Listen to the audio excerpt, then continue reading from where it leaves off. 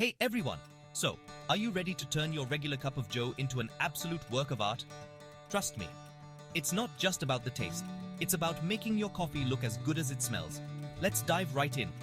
First things first, let's talk about your base, the canvas of your coffee art, the espresso. Now grabbing a good espresso machine does wonders, but if you don't have one, a simple French press or even a mocha pot can work wonders. Just make sure your coffee is strong and rich because we're going to need that intensity. Now, while your coffee is brewing, let's heat up some milk. Whether you're using dairy or a non-dairy alternative, the key here is getting it hot and steamy, but not boiling. Here's where the fun part starts. Frothing. If you have a frother, great.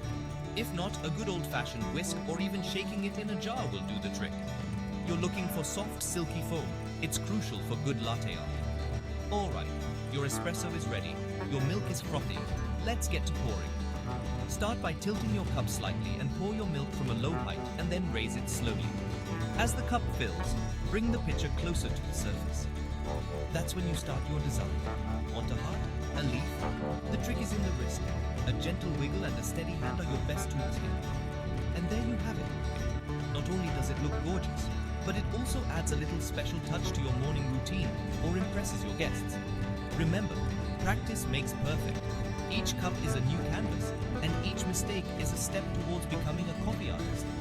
So, what are you waiting for? Go ahead, give it a try and make your next coffee a masterpiece. Thanks for tuning in, and keep experimenting with your brews. Cheers to great coffee, everyone.